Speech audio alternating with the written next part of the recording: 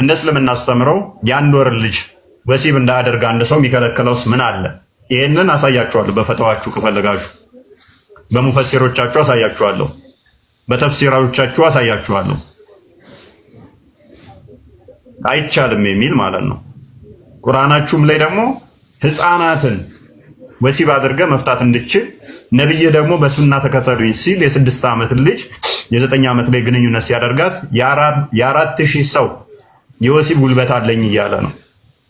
የ4000 ሰው ወሲብ ጉልበት ያለው የ9 ዓመት ኢቭን አስገርዟት ሴሊ ከተገረዘች ሰውነቷ እዛ አካባቢ ላይ የመለጠጥ ባህሪው ይቀንሳል። ስለዚህ ምን እኮ አንድ ግራ አጋባኝ። ይላስረዳ እኮ አጋንንታዊ ነው። በእናትህ ህፃን ልጅን ግረዛ፣ ያውም ሴት ልጅ ተገርዛ ፔኑን አታውቅም ማለት ነው። አጋንንታዊ የሆነ ቃል ራሱ ከሆነ ማውራትም አልነበረብህም።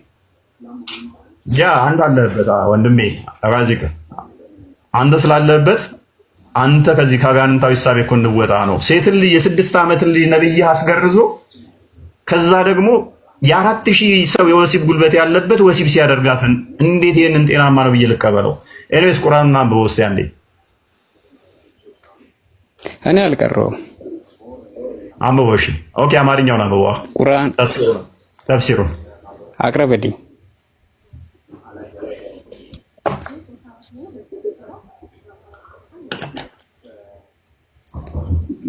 እሺ ልክ አሁን ቁርአኑን ልክ አቅርበህ እንዳስቀራኝ ማለት ነው። አሁን ያስካተን ውሃ ማለት ነው። ከፍ አድርጎ ውሃውን እኔም ላሳይክ፣ መልሱን ላሳይ ነው። ከንጹህ ውሃ ላይ እንትን እንዳለ ላመጣልህ ነው።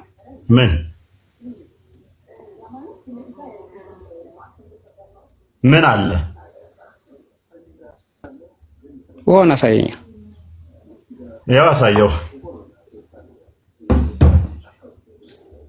ማስታወቂያ እንደሰራ ታውቃለህ? በአሁኑ ውሃ እኔ በተናገርኩ ቃላቶች ብቻ። እሺ ቀጥል። ቀለላችሁ እንደ ሙስሊሞች እና አትሳሳት፣ አትቅለል። ኦኬ ማስረዳቱን በርታበት እያልክ ያለው ገባኝ። አሁን እየተሳሳትክ ነው ለማለት ፈልጌ ነው። ራዚቅ ያልከው ገባኝ። አሁን ነብያችን ሕፃን እንዳገባ ቁርአናችን ሕፃን ማግባት እንደሚፈቀድ ፕሮሞት እያደረግክ ነው። ስለዚህ ነብያችን ያደረገውን አላህ ያዘዘውን የ56 ዓመት ሽማግሌ የ4000 ሰው የወሲብ ጉልበት ያለው የ6 ዓመት ልጅ ሊያገባ ይችላል። ፕሮሞት አታድርግ እያለኝ ነው።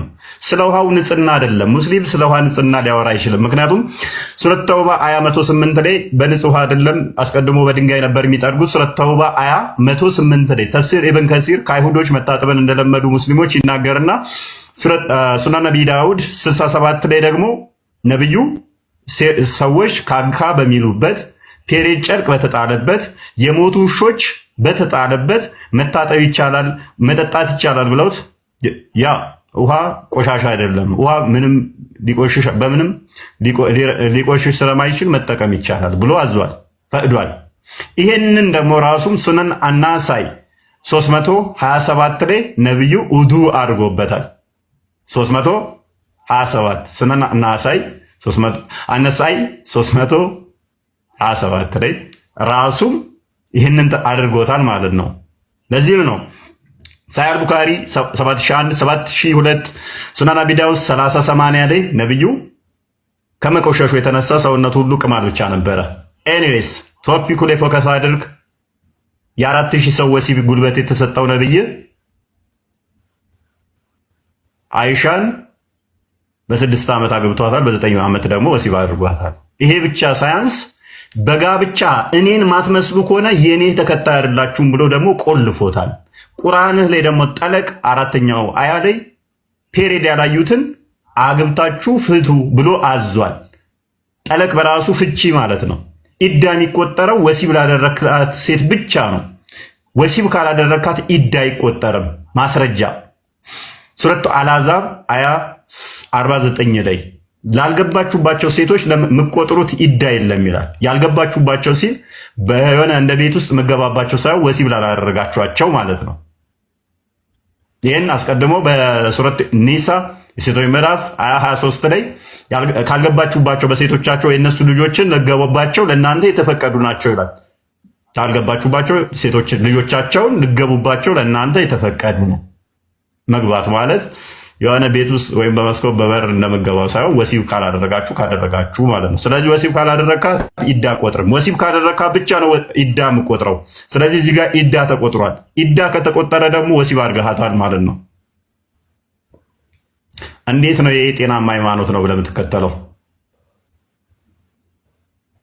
ነስረዲን ንገረኝ እስኪ። በእኛ አይቻልም፣ በእኛ አይቻልም።